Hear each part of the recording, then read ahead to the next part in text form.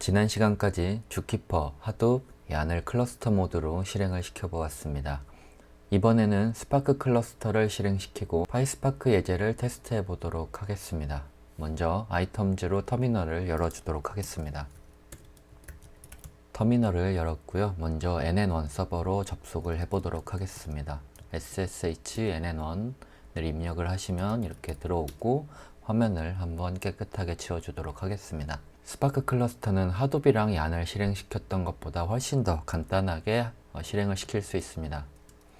스파크 홈 디렉토리 밑에 있는 sbin 디렉토리에 있는 start all이라는 명령어를 입력하시면 스파크 마스터와 스파크 워커가 각각 서버에서 한 번에 실행이 됩니다. 화면에 출력된 로그에서 확인할 수 있는 것처럼 디플로이 마스터는 nn1 서버에서 출력이 되었고 워커는 총 3개의 서버에서 실행이 된 것도 확인을 할 수가 있습니다.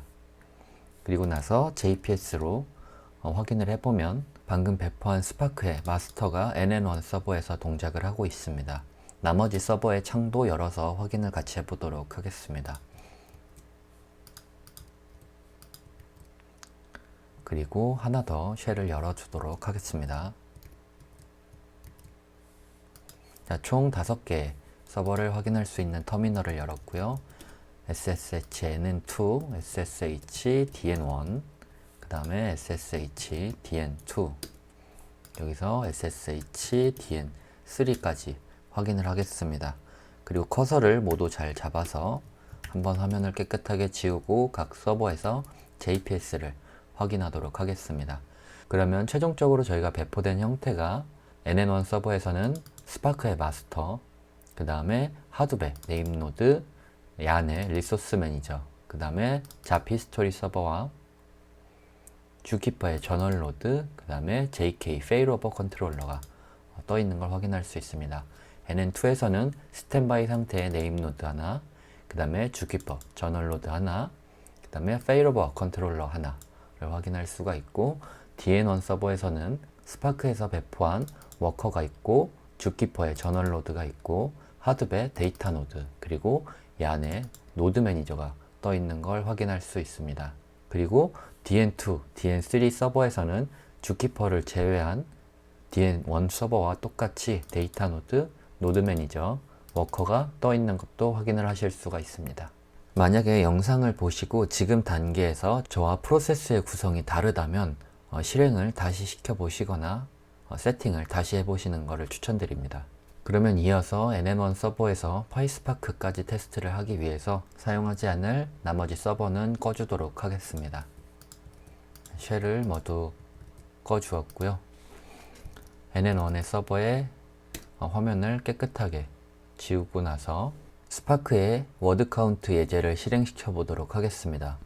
먼저 스파크에서 어플리케이션을 제출할 때는 스파크 서브밋이라는 명령어를 사용하시면 되고요.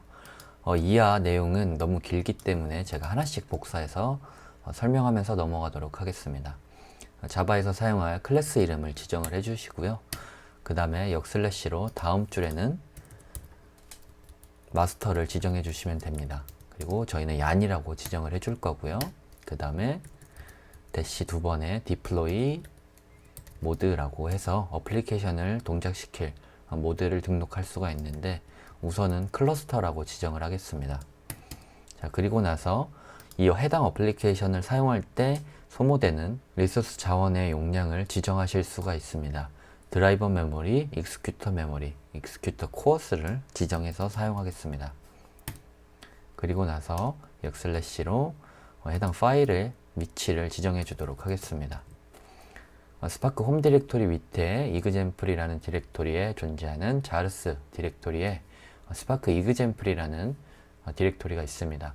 여기에 숫자 5를 인자값으로 넘겨주시고 실행을 시키시면 됩니다. 그럼 보시는 것처럼 인포 로그가 쭉 출력이 되면서 실행이 천천히 될 겁니다. 자, 해당 어플리케이션이 모두 실행이 되었고요. 로그를 보면서 한번 살펴보겠습니다. 명령어를 실행했을 때 인포 로그가 쭉 출력이 되면서 얀 리소스 매니저가 해당 어플리케이션이 어떤 워커 노드에서 실행할지를 서칭을 하게 됩니다. 처음에 RPC로 통신을 하게 되고요. 여기 스테이트 값에 이제 준비 중인 거를 확인하실 수가 있고요. 그 다음에 러닝 상태로 바뀌었을 때 지정되는 데이터 노드 혹은 워커 노드에서 계속 어플리케이션이 실행되는 걸 확인하실 수가 있습니다. 그리고 finished라고 종료가 됐을 때 이 아랫부분에서 final status에 successed라고 확인이 되시면 정상적으로 어플리케이션이 동작된 걸 확인하신 겁니다. 자, 그런데 여기서 출력되는 값을 확인해야 되는데 디플로이 모드가 클러스터로 실행을 했기 때문에 저희는 출력 값을 확인하실 수가 없습니다. 이유는 디플로이 모드 클러스터로 실행을 하게 되면 이 안에 리소스 매니저가 이 해당 어플리케이션이 수행 가능한, 동작 가능한 워커 노드를 찾게 되고 해당 워커 노드에 익스큐터 드라이버가 동작이 되는 원리입니다. 그래서 한 번 더 같은 명령어로 디플로이 모드에 클러스터가 아니라 클라이언트라고 지정을 해서 실행해 보도록 하겠습니다. 클라이언트라고 실행을 하게 되면은 저희가 해당 명령어를 서브밋하는 노드에서 익스큐터 드라이버가 올라오게 되고 출력값도 저희가 확인을 할 수가 있게 되는 겁니다.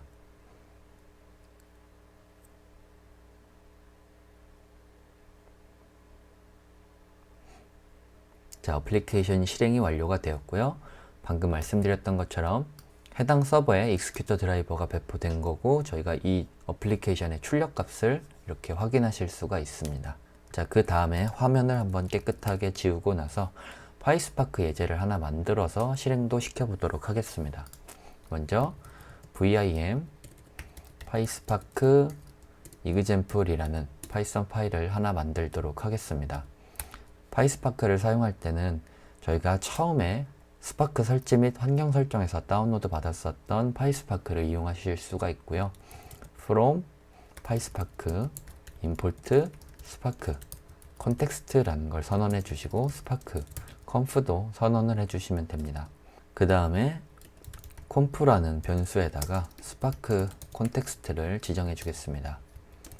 context라고 지정을 해 주시고 conf set 마스터 값을 아니라고 지정을 해줄 거고요. 그 다음에 conf set name을 제 이름을 넣도록 하겠습니다. 자, 그리고 나서 sc라는 변수에 스파크 컨텍스트 값을 지정해 주시고 여기에 방금 설정한 conf 값도 넣어 주시면 됩니다. 이 위쪽에서 오타가 있었는데 이 위쪽에는 스파크 콘텍스트가 아니라 스파크 conf 값을 넣어 주셔야 됩니다. 자, 그리고 나서 어플리케이션이 정상적으로 실행됐는지 한번 프린트 값을 출력해 보도록 하겠습니다. 프린트 이퀄을 100번 정도 곱하기 해서 실행을 하고요. 그 다음에 계행을 해주시고 프린트 sc 값도 출력을 해 보겠습니다. 자, 그리고 똑같이 프린트 이퀄을 100번 출력을 하고 마지막에 계행 문자를 입력하도록 하겠습니다. 자, 여기까지 저장을 하고 나와서 화면을 한번 지우고 현재 존재하는 파이썬 파일을 실행시켜 보도록 하겠습니다. 똑같이 스파크 서브밋이라는 명령어를 사용하시면 되고요. 마스터는 이미 등록을 했지만 여기서도 한 번 더 아니라고 지정을 해주고 디플로이 모드를 처음에는 클러스터라고 지정을 하겠습니다. 그리고 나서 파이썬 파일을 실행을 시켜보면 아까 처음에 실행했던 것처럼 디플로이 모드가 클러스터이기 때문에 저희가 출력값을 확인할 수가 없을 겁니다. 자, 워커 노드를 찾고 있고요.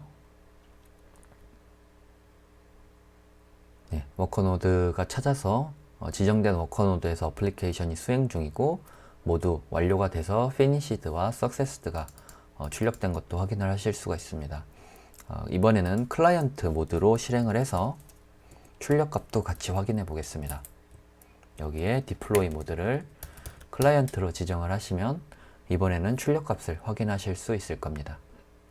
자, 어플리케이션이 수행이 완료가 되었고 위쪽에 출력값도 정상적으로 출력이 된 걸 저희가 확인할 수가 있습니다. 자, 이렇게 파이스파크도 잘 동작하는지 확인을 해 보았고요.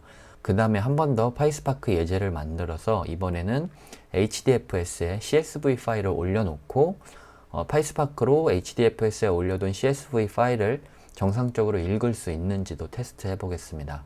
먼저 제가 미리 다운로드 받았었던 CSV 파일을 이 nn1이라는 서버로 올려놓도록 하겠습니다. 먼저 터미널을 하나 더 열도록 하겠습니다.